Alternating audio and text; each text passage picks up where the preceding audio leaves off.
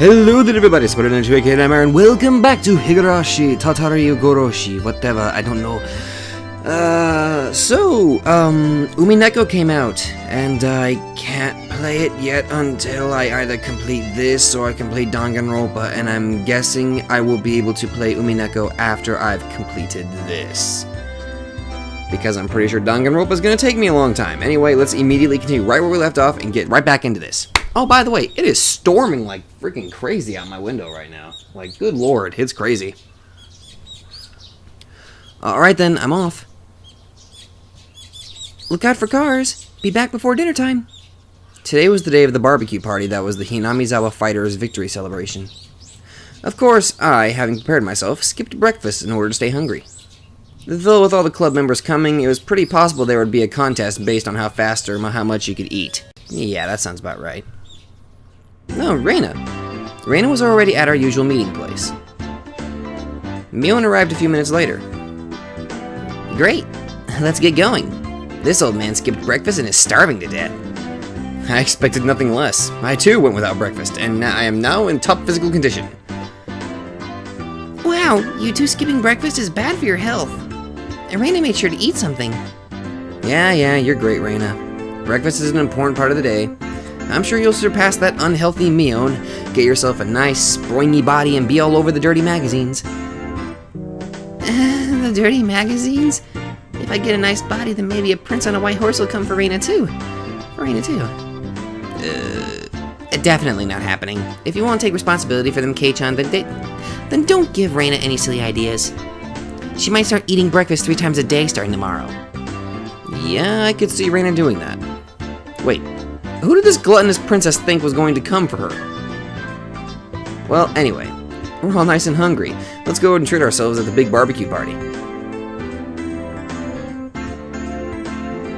I was lazy, I didn't read that out loud because I'm an idiot. Bleh. Yeah, screw it. The venue for said barbecue was to be the Furude Shrine Grounds where Rika-chan lived. Oh boy, it's another Watanagashi. Fantastic. They held events and festivals there and barbecues too. It was the place that held all sorts of ceremonies in Hinamizawa.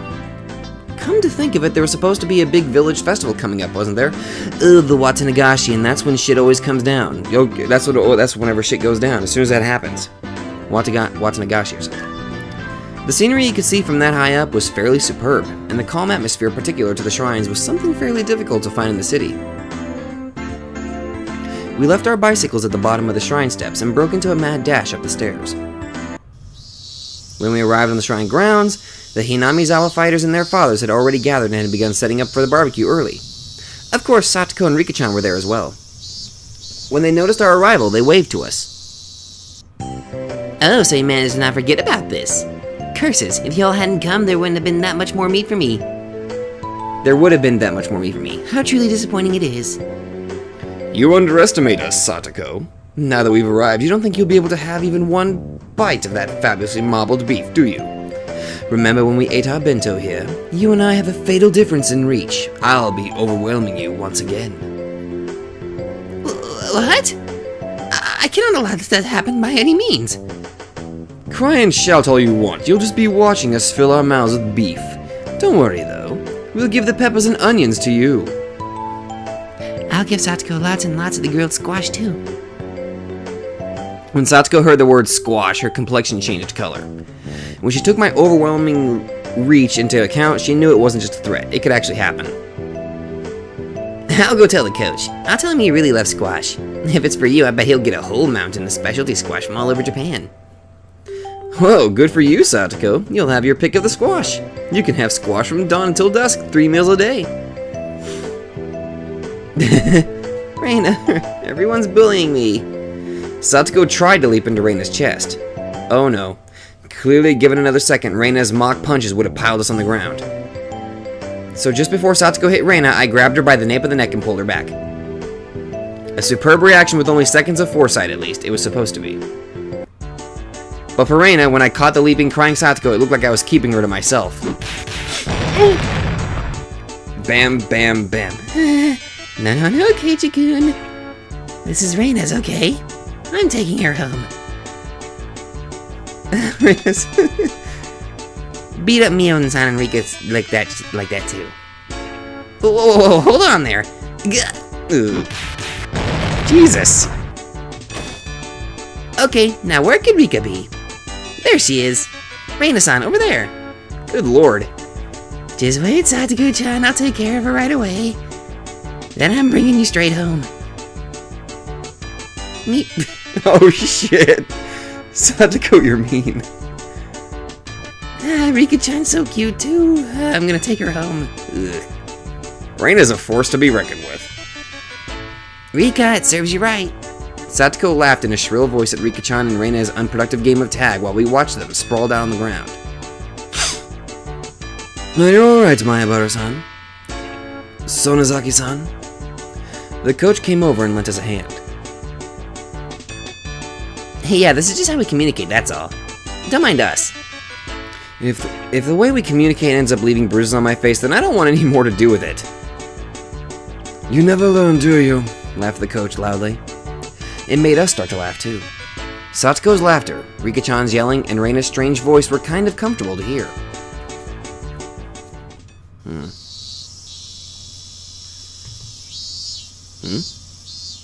Oh.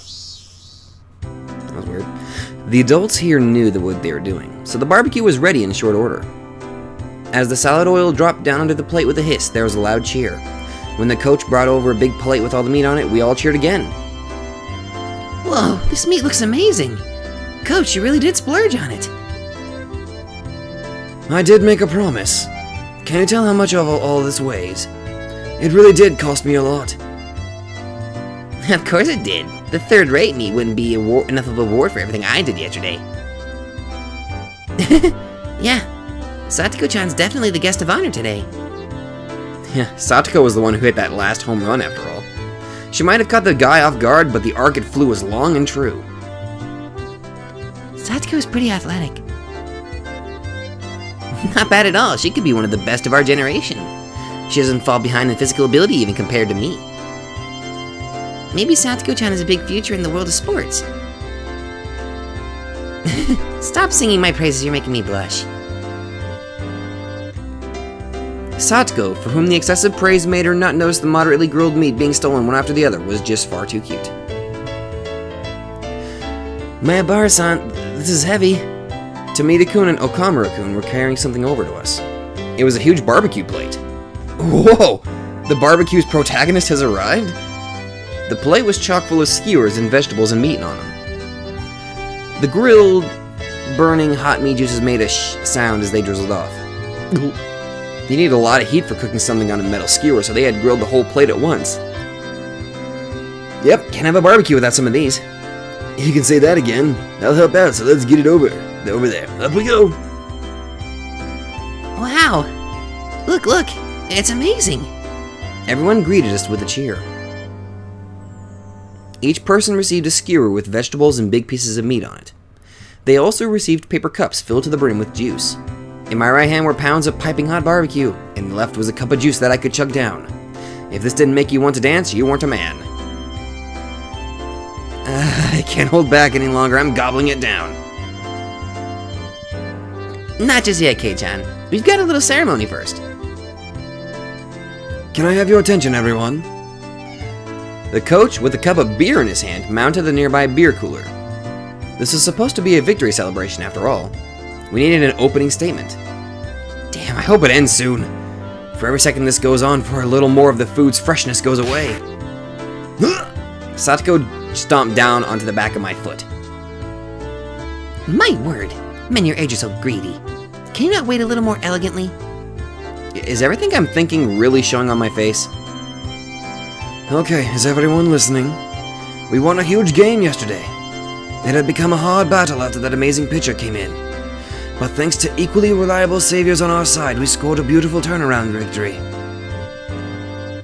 Both my hands were full, so the adults and older brothers gave us a round of applause. This is to celebrate that victory. As promised, I got a ton of delicious meat for everyone. Eat as much as you want and use that energy on our next game. Then, after a few words of thanks to the fathers and brothers who helped with the barbecue, he led us in a toast. Cheers! They say that when toasting, you would normally down the contents of your cup. But we were young. At the toast, all of us immediately began to dig into our skewers. After that, it got really lively, with everyone congratulating one another for things they did during the game. Like how someone made a great catch, or how awesome someone looked when stealing a base. Of course, they congratulated me too, the savior who appeared to fight against the Koshian pitcher. Well, even what I did was all thanks to Satoko. Satoko did have a plan, but you're the only one who could have won over Kameda like you did, Kei-chan. You did more than enough to deserve praise. By the way, Keiichi-kun, you went to eat cake with Kameda-kun after that, didn't you? You looked like you were best friends. The seeds of friendship sprouting between male rivals, something like that. That's sort of... well, it's... I violently brushed through Reina's hair as she turned red in the face for some reason at the mention of friendship between males, dispersing her pleasant-seeming ideas. Now then, where's the hero, or rather, the heroine, Satoko? Oh, there she is. Satoko was with Rika-chan in the middle of bragging her heart out about the home run yesterday. And her teammates spared no compliment for her, even though he was going easy on her, the fact that she hit a throw from Koshian pitcher was something else. Fuck! I'm reading it too quickly that I'm messing up. Satoko was more loquacious than usual. It seemed she was in a great mood. She was flying so high that I thought for a moment about getting a word in to tease her. But she was the leading actress today, so I decided not to bully her at all. As I watched Satoko going at things as lively as usual under the sun, it struck me that it didn't quite line up with the pleasant time I'd spent with her. Both of those were the real Satoko. I didn't care which it was, her smiling happily or making a big lively fuss like this. Just as long as she would keep smiling like this forever. She looks like she's having fun. Quite a lot of it. The coach had approached me from behind before I realized it. As he gazed at Satoko from afar, like I had been doing, he addressed me. So I could tell he was talking about her. Doesn't it just cleanse your soul to see Satoko-chan smiling? He smiled, refreshed, searching for confirmation. I felt a little embarrassed to admit it, so against my better judgment, I played it off. Really? I don't think her smile could cleanse so much as a plate. I'm sure Satoko-chan would be mad if she heard that. But that part of her is very cute too. Leaving her cuteness aside, I could understand him thinking Satoko getting angry for being teased would be funny. Mr. Eerie, was it? That's right. Everyone else calls me Coach, though. I'd be very happy if you called me Coach as well, Mayabara-san. As he said that, Coach Edie smiled, blushing a little.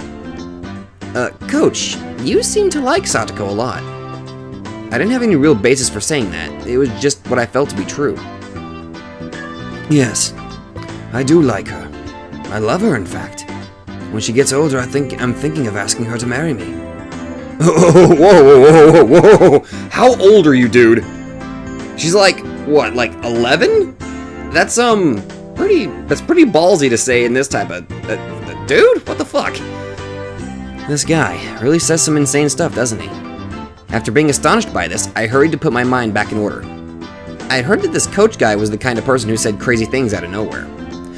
According to Mio, and if I took everything he said seriously, I physically wouldn't be able to take it. If I was able to ignore that part of him, he seemed like he'd be a really funny guy. Mayabara-san, did that surprise you? Could it be you're going after Satoko-chan yourself? That would bother me then. I've been going after her for decades now, you know. Coach, Satoko hasn't even been alive for much more than a decade. Coach gave a dry grin and laughed. Was this how I should be doing it? I must somehow master the art of responding to this coach guy. It was a little weird. After that, I received my many words of praise for my action, almost too many. As that conversation was happening, leaving aside the controversial statements this coach person would spout suddenly, I learned that he was very composed and not a bad guy by any stretch. I think Satoko deserves more praise for that crazy home run she got. I honestly didn't think she had it in her.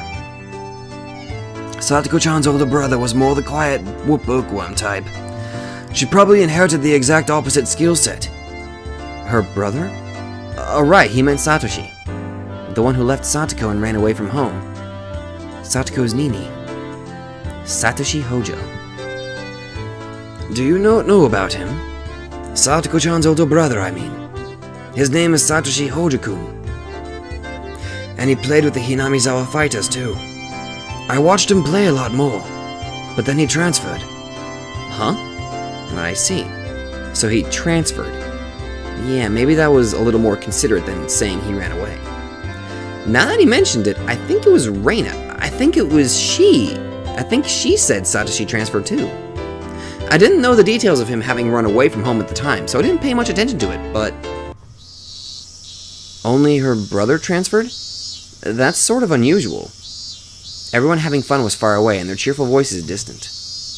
The chorus of the cicadas separated us from them, giving me a sense of distance. At first, I thought my own voice was too soft for me even to hear. But for a really long time, Coach didn't respond to my words. So at this point, I began to wonder if I had said something I shouldn't have. Just when I began to feel impatient, Coach finally spoke. Something unfortunate happened. A few things, actually. After informing me that he was about to say it was a secret, Coach began to talk, a little at a time. Oh boy. It's been 3 years already. Right around this time of year, I think. Satoko-chan's parents were in an accident. An accident? Yes. At a public park they visited while on vacation, they fell from a viewing platform. It was supposed to be just a little time away from the house with the family. They went for a walk on a path through a nature park after it had rained. There was a little viewing platform that looked like it had a good view. That was the stage on which the tragedy was set.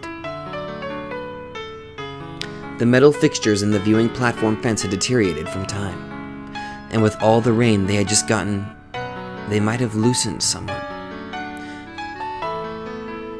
Oh.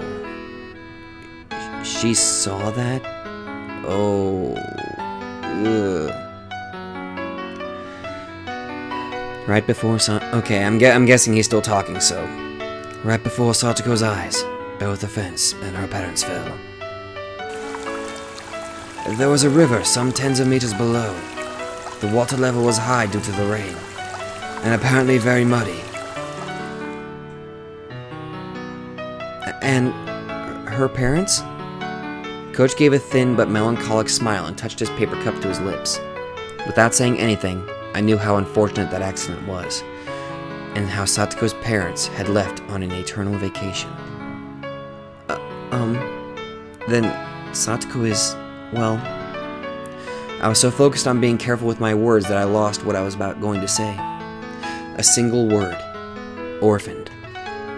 I knew how little consideration it showed and how much it would hurt Satoko without having to say it aloud. Come to think of it, Satoko lived with Rika-chan. At least, that's what I thought I heard from others. Wait, Rika-chan, her father died from illness too, and her mother soon after. I felt like I heard she was living by herself. Yes, she's living with Furude-san right now. They've probably lived many discouraging days without any parents, but they've gotten along by helping each other. Going on living without the protection of parents is very difficult for kids that age, I think. Maebara-san, you can probably understand that as well. I've only survived because I rely on my parents, so the only reply I could give was to nod.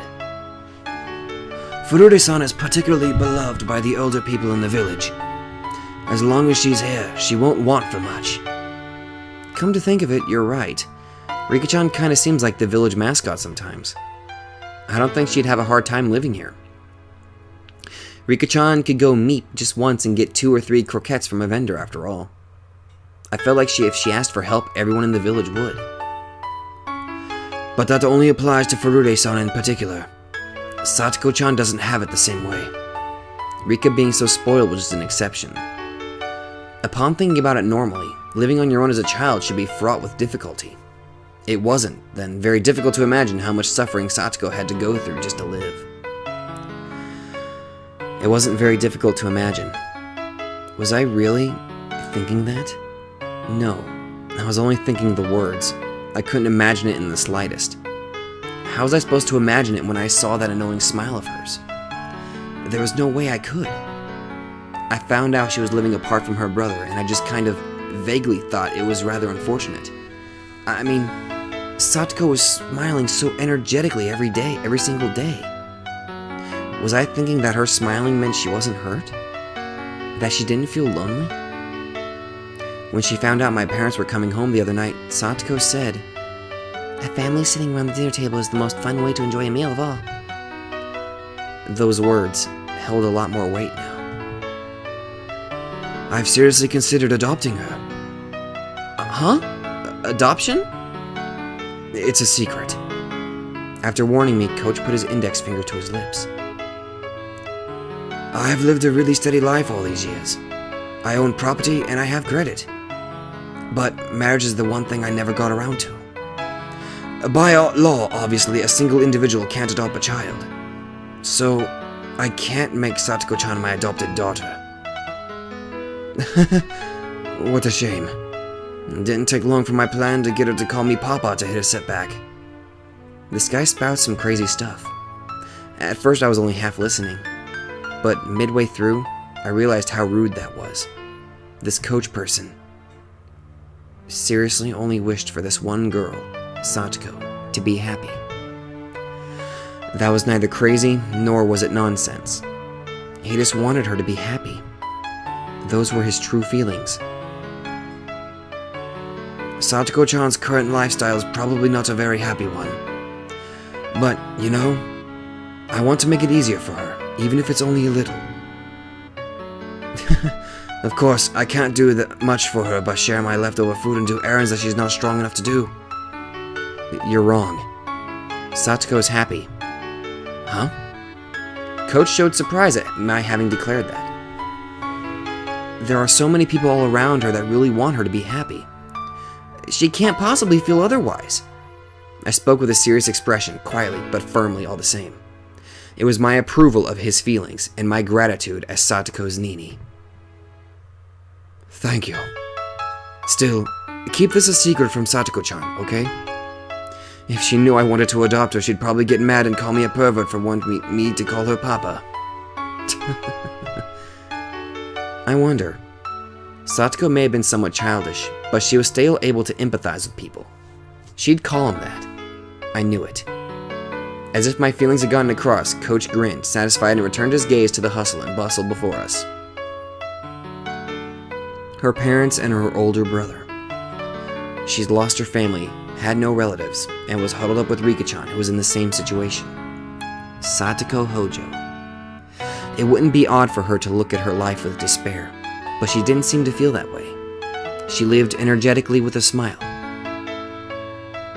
I want her to keep smiling forever. It was a naive wish, and yet it was one that he couldn't help hoping for. So the words that I spoke were the same. What a coincidence. I think the same way. Oh, you too, Maribara-kun. Then that makes us friends. Let's make a promise. A promise? It's a very simple one. The coach said this, giving me a grin. That we will never, ever make her cry. It was short and to the point. Yeah, I promise too. Coach nodded happily. We exchanged no more words after that. We just sat there comfortably, gazing at Satoko and everyone else having a good time.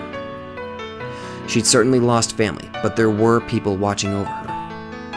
How reassuring must that have been? Just hypothetically, if you did adopt Satoko, what would you do? That's a tough one. Coach gave a wry, happy smile, then exaggeratedly tilted his head in contemplation. Well, first I would get her to call me master and re-educate her in the ways of a maidservant. Huh? What? How does this guy always pick the craziest time to say the craziest things? Maribara-kun? I haven't said anything yet. What are you talking about? I heard it loud and clear. Oh no! Not you! Oh, that's right. I clearly said I would put Satoko in a wooden bondage horse and make her my meat slave. Ah, that sounds nice. Satoko-chan on a wooden horse. Please leave the item using play after she's required the proper knowledge. I would be very dangerous to go in with the wrong idea. I get it. They do always write on labels to not only use things for their intended purpose after all. That's right. Kei-chan, you do understand. Then, with that, it's time for... My hand shot out and grabbed Shion, smiling, waving, and about to leave by the nape of her neck. Hey, wait right there! Don't just show up out of nowhere and start saying crazy stuff. Speaking of saying crazy stuff, I thought the Satoko love talk you were having with the coach was pretty crazy too. I can perform a reenactment of the adoption bit, wanna see? You've been hiding ever since then? Kei-chan, you can't even beat my sister. You're 100 years too early to challenge me. This was Shion Sonozaki, the younger of the Sonozaki twins, and crack capital bitch. Though she hadn't a scrap of the reserved quality you'd expect from my little sister. She was a villain no better than her older sister Mion. We met the other day in town and I dug myself into a hole when I mistook her for Mion.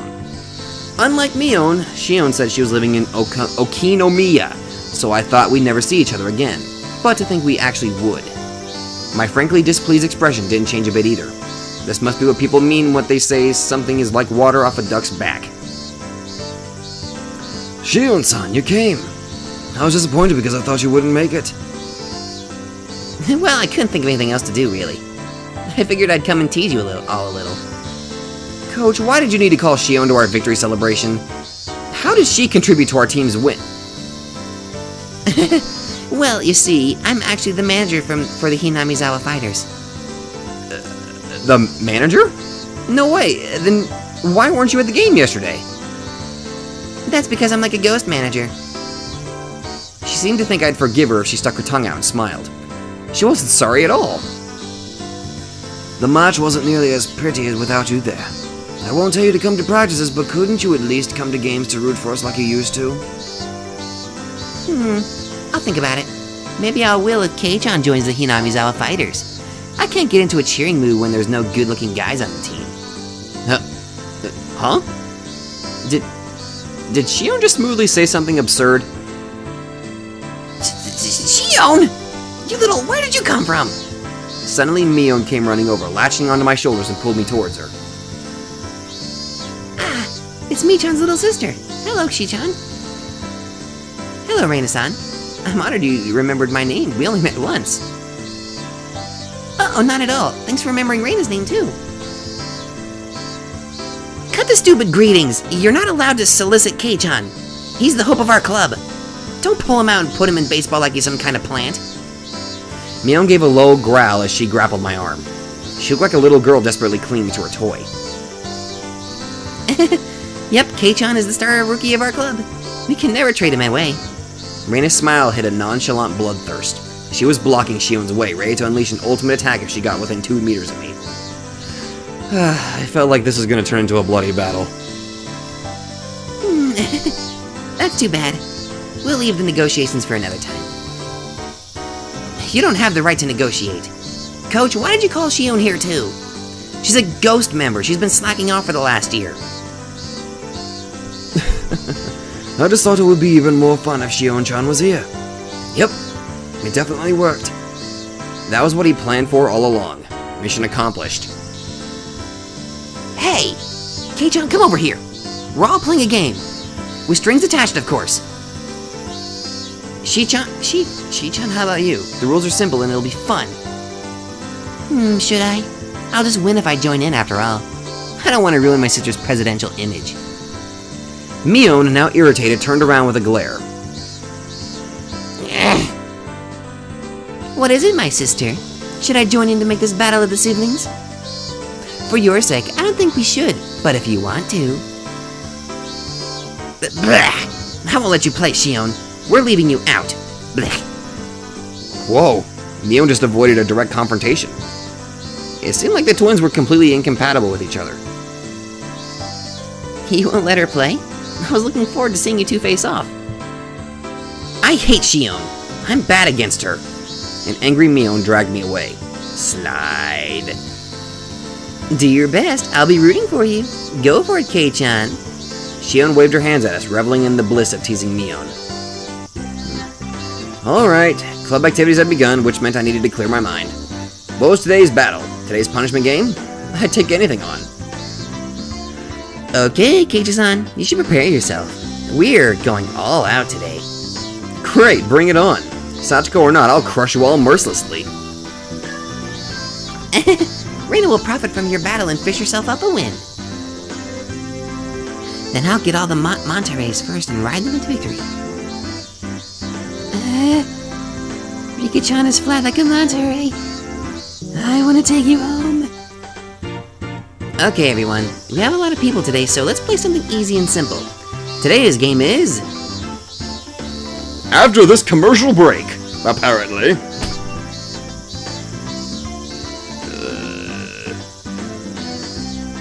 I wonder what this game's gonna be. Probably something like hide and seek or something. Alright, here we go. Everyone who lost the game dropped out and had to clean up after the barbecue. Oh, really? I didn't even get to see what the game was. Shit! I wonder who all lost the game.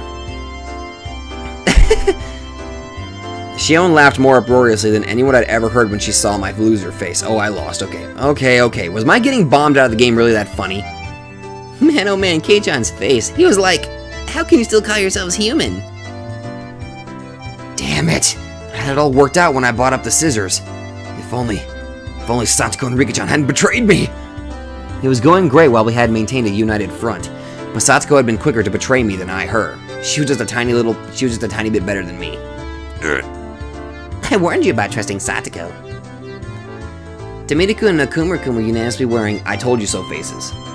Incidentally, those two were victims of Satsuko's traps pretty early on as well. Damn, I was trying to do well enough to make up for you two. And once again, for the showdown, it didn't matter. Maybe this meant I still couldn't match up to the other members yet. You were going to have the lowest ranked member of the club play a punishment game, weren't you? Shion remarked as though forcing me to recall something I tried to forget, even for a moment. Is that right? Come to think of it, Mayabara-san, when you came up with the punishment game with the president, you looked really heated up. What on earth did you decide on? Earlier, Mion told me to get an Angel Mort uniform ready. Does that have anything to do with it? You told me to get the biggest size I could find. Tomita-kun and Akamura-kun were giving me these complex, indescribable looks mixing empathy, pity, and the desire to see something scary all at once. All she could do now was laugh. Strangely enough, the more she laughed, the more I felt like it was actually funny. I lost! Oh my. Mayabara-san, what's the matter? You're smiling, crying, and howling. It's okay, he's just pretending not to like it. He can't hide his excitement at the opportunity to gain valuable experience using the punishment game as an excuse. Right? What do you mean, valuable experience? I held my head in my hands in agony. My state of mind could be summed up with a 3-letter word. It was... sob. Coach gently put his hands on my shoulders. Was he comforting me? Mayabara-san, in times where you must accept hardship, you should imagine that you're a domesticated maid. See? Don't sadistic things seem kind of fun now? Yeah, it's nice, isn't it? Get away from me, you fucking pervert! Red in the face and indulging in his imagination, still holding my shoulders, Coach said, "Oh, master," and started twirling around like a ballerina. I had to wonder what kind of word associations he had going on in his head. At the very least, it was much different than what was in mine. The first thing that comes into mind when I think of domestication certainly isn't maids. Tomita-kun? Okamura-kun? Your coach is pretty funny. I'm surprised he can even be a coach. Tomita-kun and Okamura-kun exchanged glances and answered with dry smiles. Then they added that he was a really nice person most of the time, which is something you'd normally say about a person like that. The coach's questionable revolution slowed to a stop, and then his expression returned to a clear, calm one, almost making what just happened seem like an illusion. He can switch gears way too fast. Then let us start cleaning up. Mayabara-san, you seem quite strong. Could you bring the plates over to the wash basins and clean them? Right, on it. I hoisted the dirty barbecue plates, each with slimy oil clean to it, and looked for the wash basins. These are heavy. Where are the wash basins? Over there? Figuring I should make it there before my arms gave out, I headed towards the wash... Fuck, I skipped that. Shit. A lot of the adults who had been helping out were using the wash basin, so I gave up and looked for a different set. I asked them and they told me there were more right by the assembly hall too, so I decided to head that way. Rather than multiple basins, there was just one faucet there.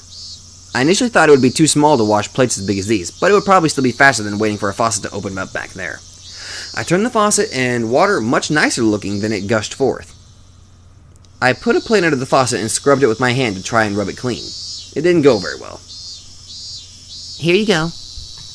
A sponge and a dish soap. You can't wash them with just water. It was Shion.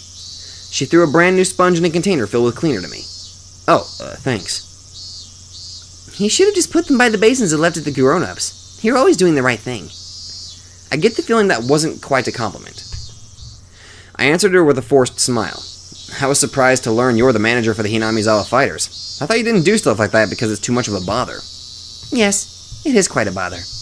That's why I've stopped showing up entirely. Didn't Coach say he wanted you to come back? You should pay a visit once in a while. If I feel like it, I guess. Shion made it sound like the end of the world would happen before she felt like it. Whoops. I couldn't keep washing the dishes while preoccupied with the conversation, so I decided to take my task seriously. Shion neither offered to help nor got in my way. She just quietly watched the water flowing from the faucet. Oh, right, I heard something. You were the star player in yesterday's game, weren't you? Satsuko hit the home run, so I think she was the real star player. I didn't know she had those kinds of reflexes. It surprised me. She's totally different from Satoshi-kun. There's not much doubt that all the athletic ability in the family went to her. Shion smiled as she spoke, her eyes looking at something far away, betraying her reminiscence. Satoshi-kun? Satsuko Hojo's older brother. You know Satoshi Hojo-kun? Oh, right. You just moved here this year, didn't you, Kei-chan? You wouldn't have ever met him. I was a little surprised that Shion knew about Satoshi. Never met him, but I know a little. After their parents passed away, he transferred to a different school, right? I avoided saying that he ran away from home, and used the slightly more vague words that everyone else did. Transferred? Who said anything like that? I hadn't yet realized that Shion's tone had changed slightly. Well, I mean, who was it then? Yeah, I heard it from someone, that he transferred. Who? You said that because you asked someone, right? Who did I ask? I don't really remember. Even so, he transferred, so that's it, right? Not like there's a problem with it. There is one. Does that mean there's a record of his transfer to another school, and that someone saw it? Or heard about it?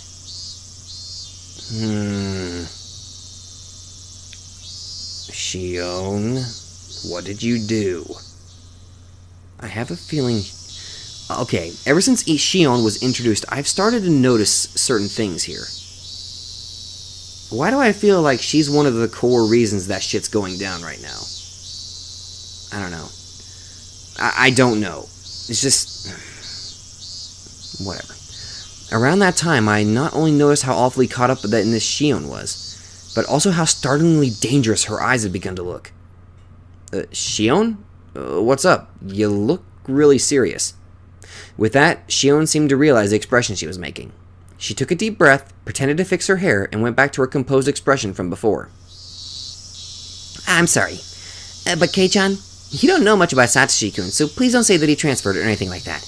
I'm serious. Please. I realized I must have said something I shouldn't have, but I wasn't immediately sure of what I should apologize for, so I just said one safe word for now. Sorry. I just sort of heard he transferred and believed it. Was it actually something else? It was, of course. Preceded by his parents, he had left his sister and run away.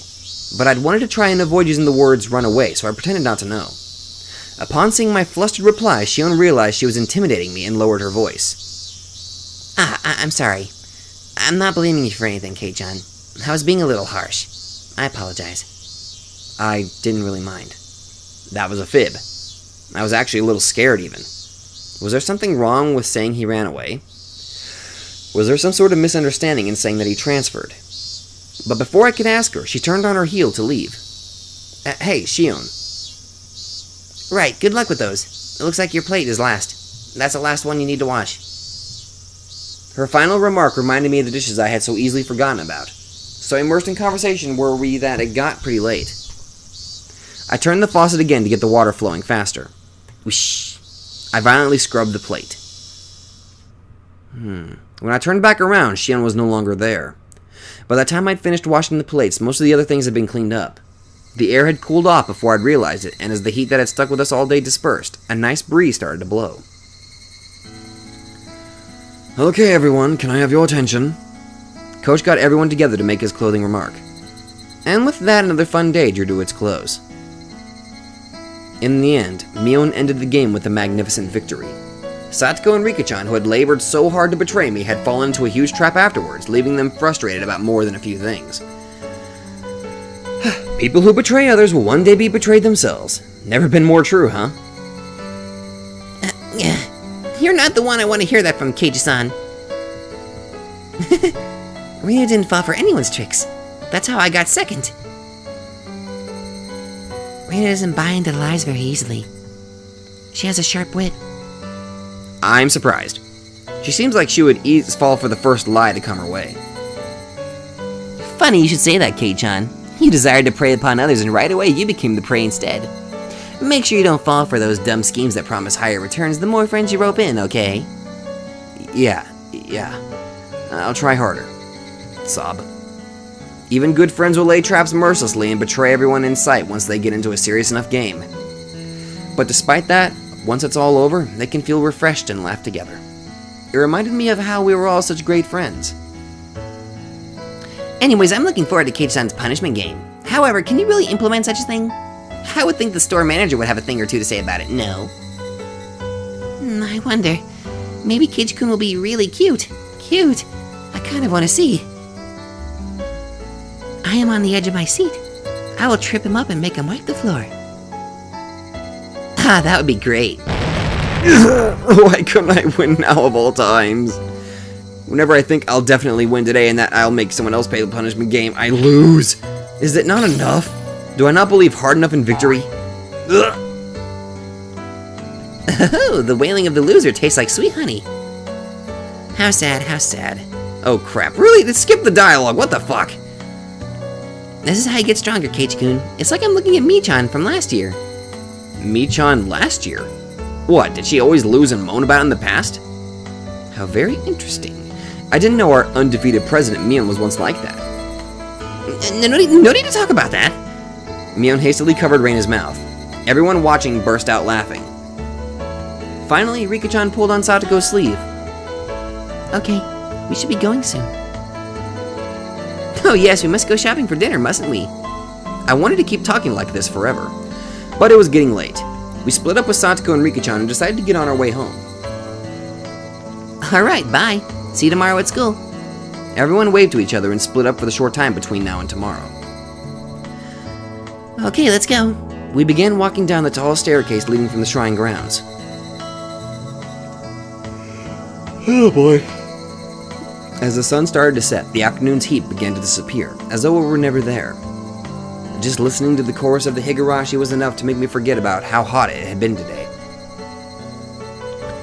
Come to think of it, it's still June, huh? We didn't have a rainy season at all this year. Like, all of a sudden it's just summer, you know? Now that I thought about it, she was right. It was June, the season of long rain, of hydrogenes and snails. I haven't seen a real rainy season since transferring here. According to the weather forecast, it's supposed to get more rainy during the first part of the week. They were warning people about heavy showers. I hope it doesn't run into Watanagashi. That's right. The rainy season's supposed to be rainy. Reina likes all the rain in the rainy season. I feel like they wrote that sentence specifically so you could say it in that way. What? So much rain just makes me depressed. Hey, Kei-chan. I was a little spaced out, so I was late in answering Mion. I was thinking back to my conversation with her sister.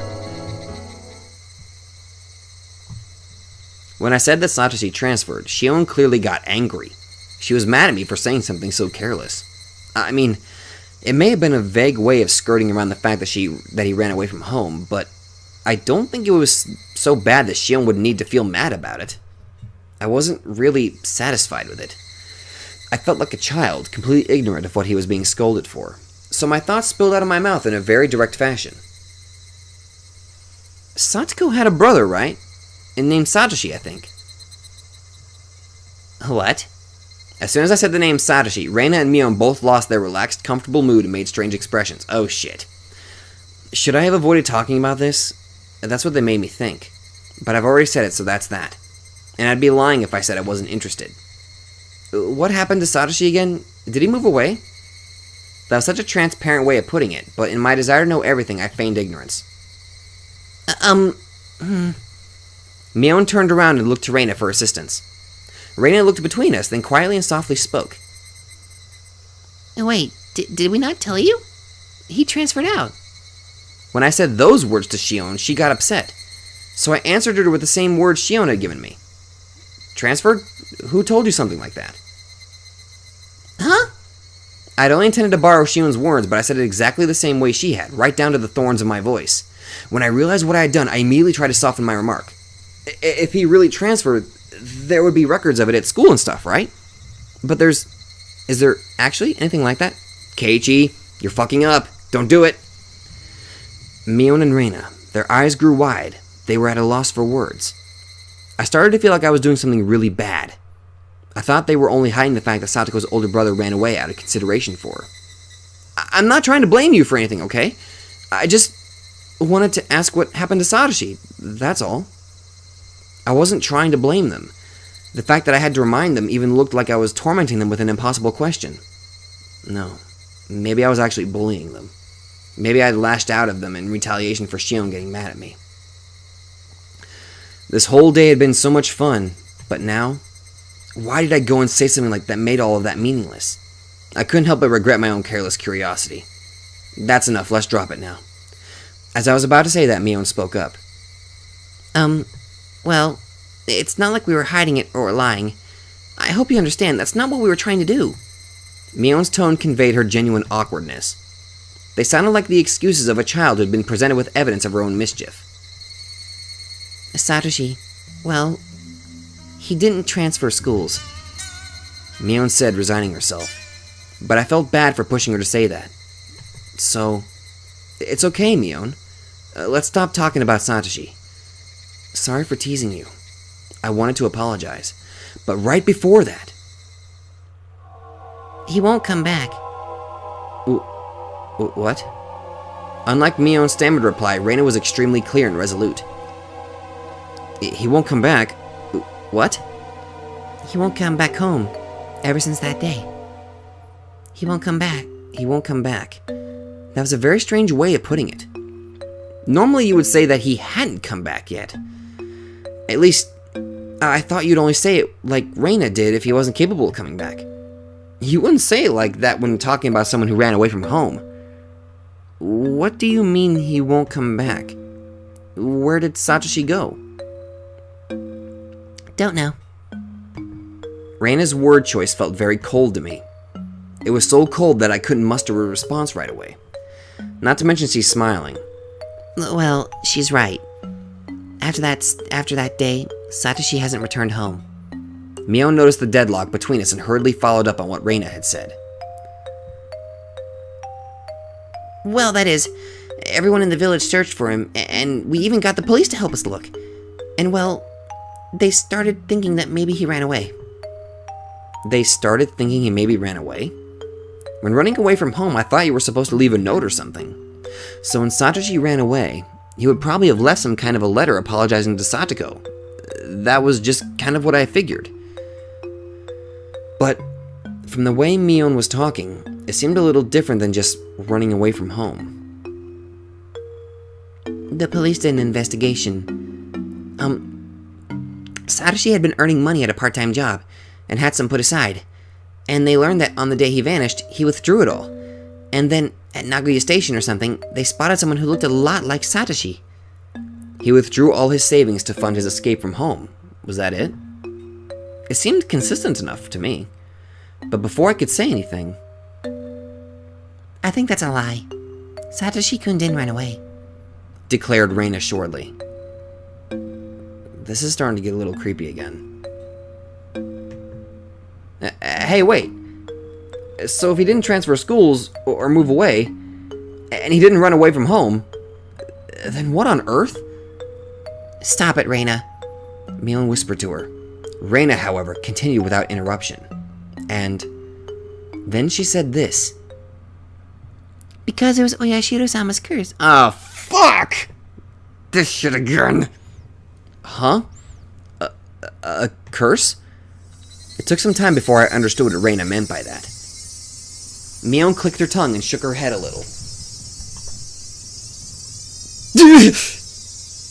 God, the fucking face again! I wasn't expecting to see that again. Fuck! That made my heart jump a little. Shit! Whew, okay.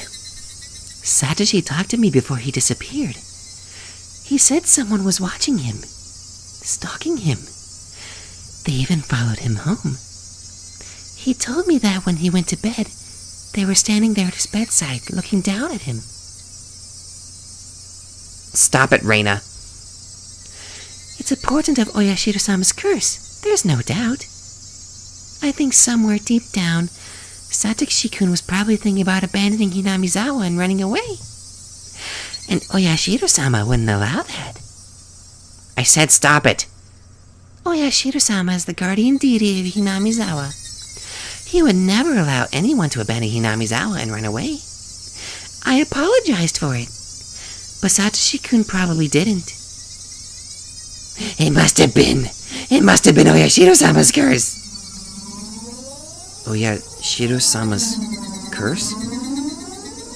I hadn't intended to repeat it, but the words came out of my mouth anyway.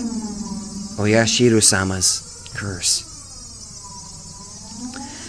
The police may have said he ran away, but I don't believe it. I won't believe it. Not ever. It's just a lie told by the self-important people in the village who don't want to admit it was the curse. And whether or not you believe in Oyashiro-sama's curse, it's... Wham! Mion struck Reina in the head, and not in a joking way either. I told you to give it a rest, didn't I? I tried to be nice, but you're pushing me to my limits. Pushing her to her limits. Actually, there was plenty of displeasure and anger in Mion's face at that moment. For a few moments after being hit, Reina looked astonished. Perhaps the voices of the Higurashi calmed her frantic mind, because after a little while, she regained her original calm expression.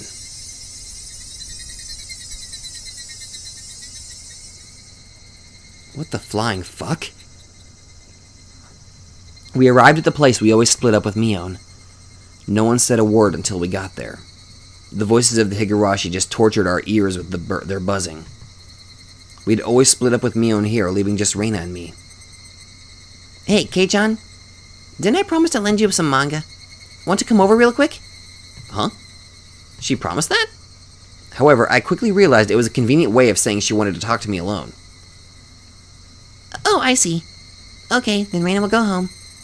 Maybe she realized it, maybe she didn't. Thankfully, Reina quickly said she'd go home before us. Bye, Reina. See you tomorrow. Yep, see you tomorrow. Keiichi-kun, don't be too much of a bother now. It's already evening. I'm just gonna borrow a few books. See ya. Considering the fun day we had, it was a very insipid, lonely parting. And it's been a while since I've seen Reina make that face. Jesus. Hey, don't worry too much about before. After a little while, Mion finally spoke. Quite some time had passed since splitting up with Reina. No, I'm not really. I think it was my fault anyway. We weren't trying to hide anything about Satoshi. It's just one of those things that we shouldn't mention, you know? At this point, I understood exactly what she meant by that. Judging by our odd interactions with Reina, I understood so well it hurt that I shouldn't ever talk about it again. Actually, if that's the case, then with Shion too. No, this is a bigger problem. Talking about it in the first place had been indiscreet. I shouldn't have been interested in it at all. But that's why I really had to think about it. About why everyone got so irritated. Idiot, stop this, Keiichi Maebara! By the time I tried to warn myself, I had accidentally spoken already. I won't ask ever again. So could you tell me honestly, what on earth happened to Satoshi? He ran away, right? For a long time, Mion remained silent, but finally, unable to endure it any longer, she began to speak timidly. Have you ever heard about Oyashiro-sama's curse? Just a little bit. I got the gist of it. I only overheard someone in class talking about it, though. Oyashiro-sama was the name of the deity protecting Hinamizawa that they worship at the shrine we had the barbecue at today. And a few years ago, when they started talking about flooding Hinamizawa as part of the dam project, one of the people who worked on the site died or something, and people blamed it on Oyashiro-sama's curse. That's how it was. Satoshi's dead parents, they were proponents of the dam project. Huh? Wasn't everyone in the village against it? Why would they support the project if they lived here? The dam project. That would flood the entirety of Hinamizawa. I'd heard the village all got together to fight the terrible project, but it was a little hard to believe they were villagers who were supporting it. Well, there was a lot of stuff going on, but not everyone agreed to stand up to the dam proposal. Satoshi's parents were basically the leaders of those who were all for it. Leaders of the ones for it? Satoko and Satoshi's parents? Yeah. The government had gathered a lot of compensation money to exchange for the construction of the dam. There were plenty of people who agreed with the proposal because they wanted the money. Aside from a few households, Hinamizawa was, in general, not very affluent. And not because they were proud to inherit the land of their ancestors. It wouldn't be strange if some people wanted enough money to start a new life. But even in that case, they would have had to hesitate to say so, given the situation. It just happened to be Satoko and Satoshi's parents who understood that and stood up to be their representative. By that standard, you might say Satoko and Satoshi's parents were very heroic. They volunteered to be hated, all to help those without much money who didn't have a voice. And then, their parents had bad luck. They died in an accident on the day of the festival honoring Oyashiro-sama. So people started to think that maybe it had been Oyashiro-sama's curse. I thought back to what Coach told me today. They went to a nature park on a family outing and fell from a cliff. So, people thought even Satoshi running away from home was because of the Oyashiro-sama's curse?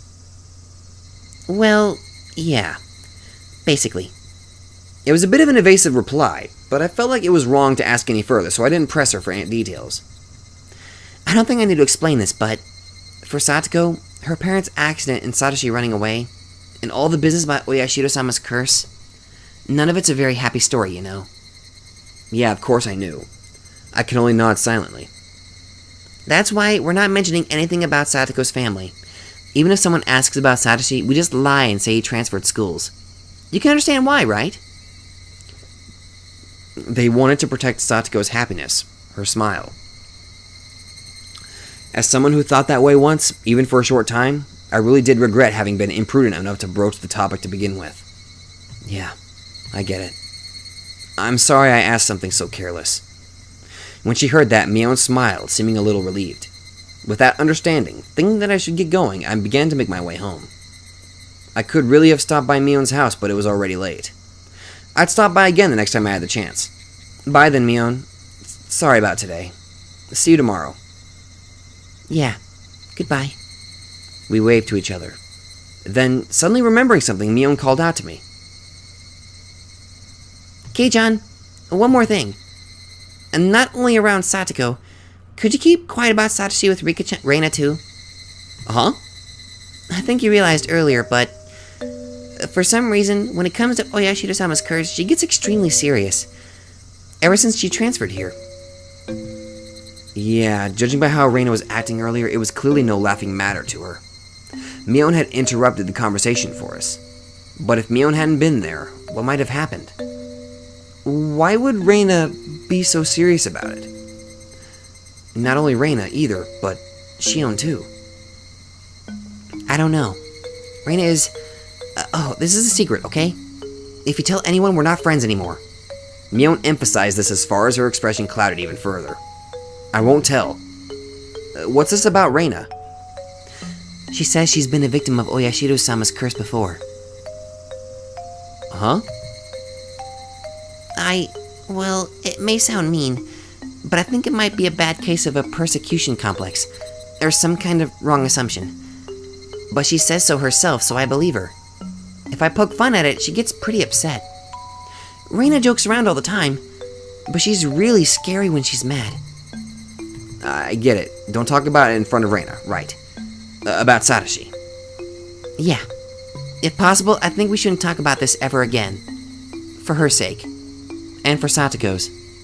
For everyone else's too. And if I must say, for your own sake too, Kei-chan. With her silence, Mion made sure I knew that. Yeah. Okay. I got it. Thanks. Saying only that, she waved her hand and began walking away. I watched her go, a little dazed, and then started walking myself. Satoko's older brother, Satoshi. Had he run away from home? Or had he been a victim of the curse and disappeared forever? Whichever the case, none of this was anything I should have asked about. The cooling air forced me into self-reflection. I wanted Satoko to smile. Yet, my curiosity easily defeated me, and I frivolously tried to step into the dark side of things in a joking way. I am shameful. I wanted today to be exactly like yesterday. I wanted tomorrow to be just as fun as today, too. So why did I go and do something like that? We were having a blast at the baseball game yesterday, and today we had a blast at the big barbecue party, too. It was a lot of fun. But then I went and almost nullified all of those fun times. I would have to be more careful starting tomorrow. I would put all this unpleasant stuff behind me forever. Like hell I'm gonna let my enjoyable life end because of how careless I was today. But the more I thought that I'd be more careful starting tomorrow, the more I couldn't get rid of this ominous thought that I had already put an end to these enjoyable days with what I had just done. Hey, wait. Calm down, Keiji Maebara. The gears of destiny are freaking gigantic, aren't they? What happened just now is trivial. It doesn't make any sense to think that my life will be totally different starting tomorrow. But even though I understood it logically, the mist in my heart wasn't going to fade until tomorrow turned out to be as fun as today. I'm acting weird. I'm thinking a little too much about that conversation. I wish tomorrow would come already. I wanted it to make me understand how absurd my insignificant doubts really were. The night was long.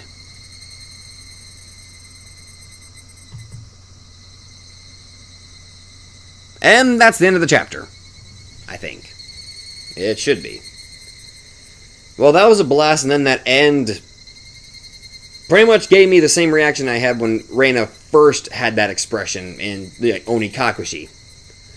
Hello, 3 tips. Slacking manager, I didn't... mystery meat!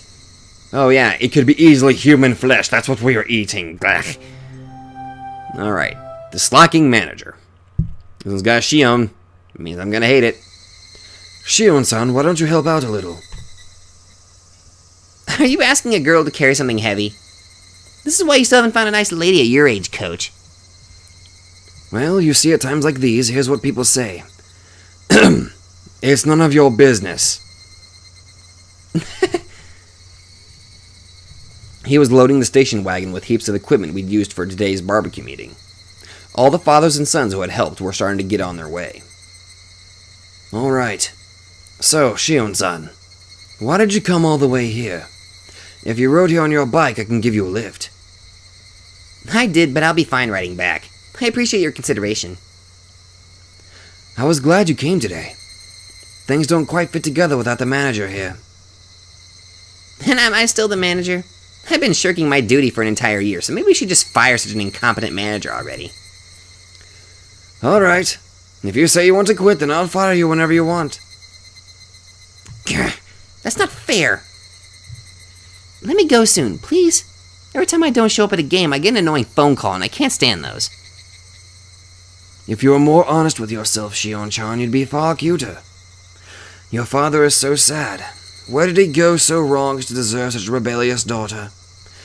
Oh, perhaps if your father catches you in a big loving embrace, you'll open your eyes? Well then, don't mind if I do. Come here. Coach was fooling around with all his might, but Shion just smiled into the distance without responding.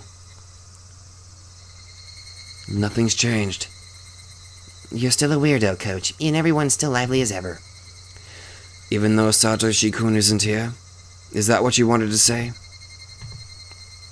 He'll come home. I'm sure of it. He has someone waiting for him. Say whatever you want. He sure is cruel, isn't he? Going off to who knows where, leaving such a cute girlfriend behind. Huh? Girlfriend? Who? Huh? Jeez, quit laughing already. Coach! Coach bent over and laughed heartily for a while. We'll see each other again. Please come and root for us once in a while, okay? If I feel like it. I have no desire to be the manager anymore, after all. That's fine. If you don't like it, I'll fire you. I'm not the kind of person who likes forcing people to do things against their will. Yeah. Okay, fine. I'm sorry. You win this round. If I feel like it, I'll come root for you. So for today, just be patient. Whoops, that time already.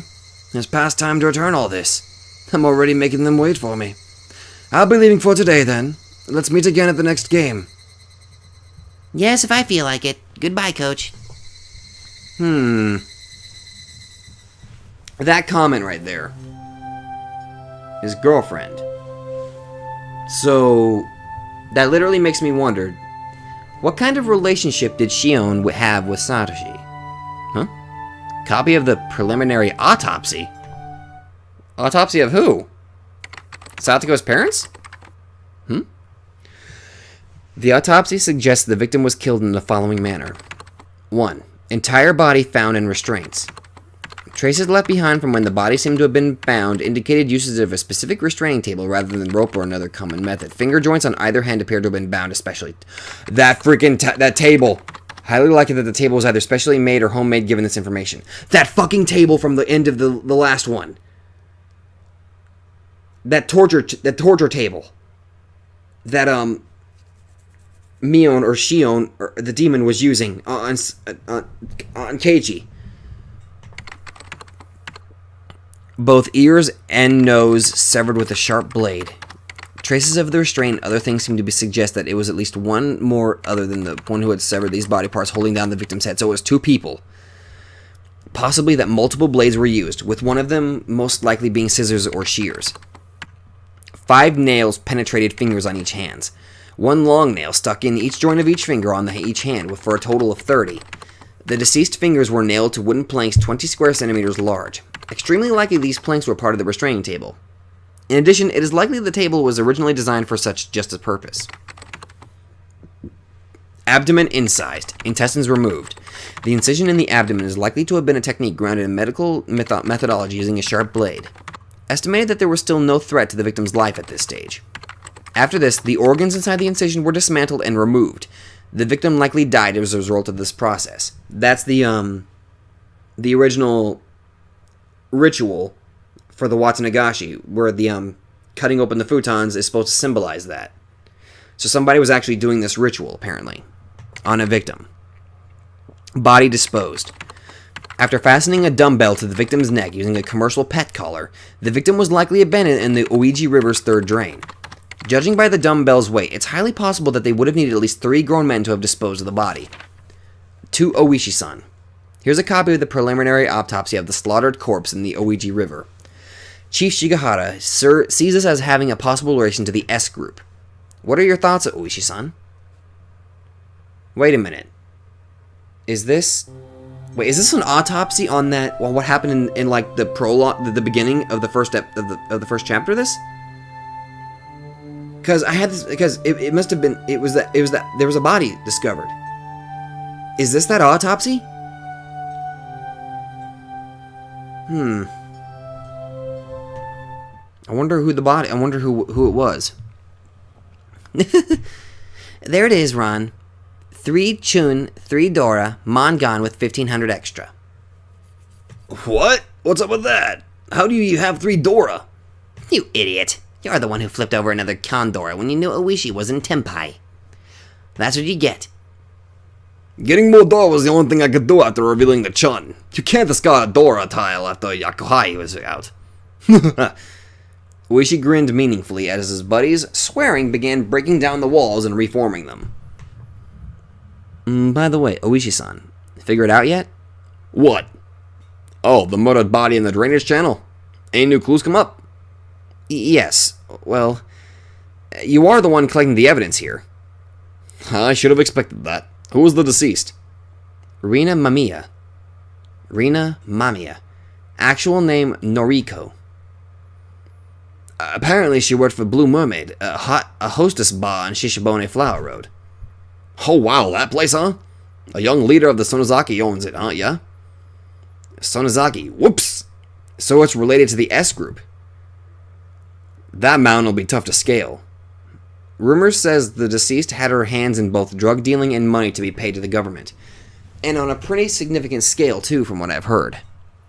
A woman getting her hands on Yakuza tax money. Sounds like a man's behind it. Not a lot of women do that sort of things themselves. Oh, never mind.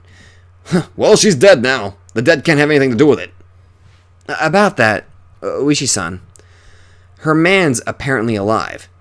Alive? Then maybe he'll die soon. Vermin usually exterminate other vermin. I think we have a very nice self-cleansing system going on. Anyway, her man. It's, well, Tepai Hojo.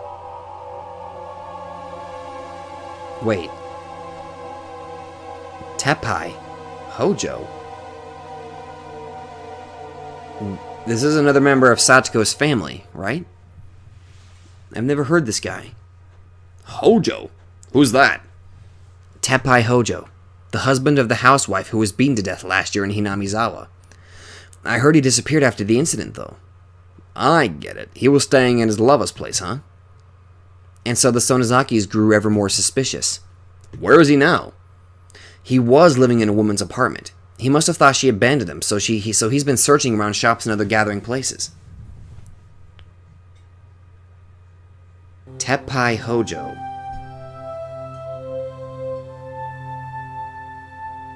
So, would it be Satoko's uncle, maybe? I noticed she had an uncle. I mean, of course she would have an uncle, but... Wait a minute, if there's still a living relative of Satoko's family, then why isn't he...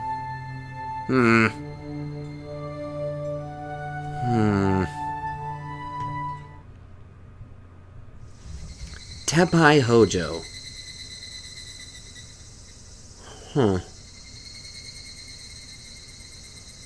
Interesting, so we got ourselves a little bit more of a development here. Okay. So let's see here.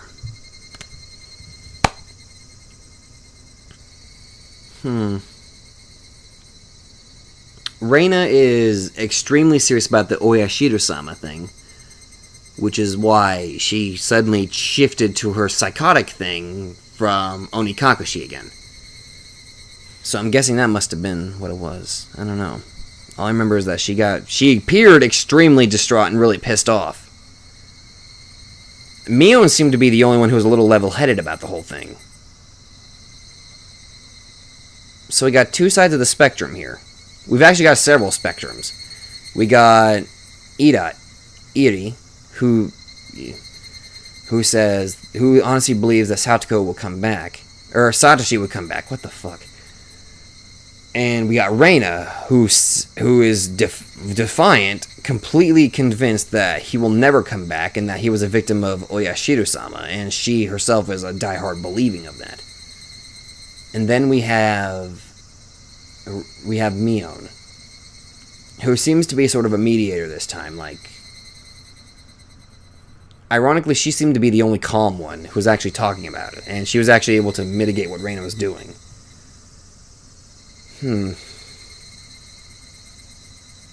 Okay, so we know definitely never mention Satoshi to anyone. Then we have Shion, who seems to have had some sort of relationship with Satoshi. Otherwise, why would Iri make that remark about her being his girlfriend? That would imply that Satoshi and Shion were clearly close, like very close. I'm gonna need more time to think about this.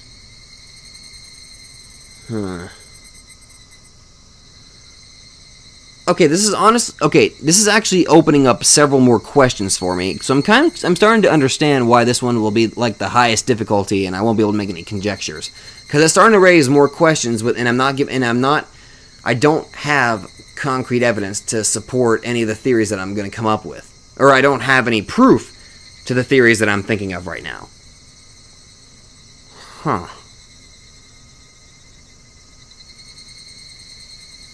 Well, so I'm literally going to be pondering this for several, I don't know, maybe an hour or so right now. So I'm just going to go ahead and leave it at that and just end the video right here now. That way you guys don't have to sit and just basically listen to me taking brief pauses and just pointlessly pulling up all these random thoughts here. That way you guys don't have to deal with that shit. So, thank you guys so much for listening, and can't wait to get back to started on this. Part of me I honestly can't wait to finish this so I can get started on Umineko. But then again, I really want to spend more time with Satoko, and I don't know, bad shit's gonna happen. It's Higurashi, bad shit's gonna happen. I'm gonna feel my heart tear apart, all shit like that, you know. I say I'm prepared for it, but I'm probably not prepared for it whatsoever. Anyway, thank you guys so much for watching, and I will see you guys in the next video. That was a terrible outro.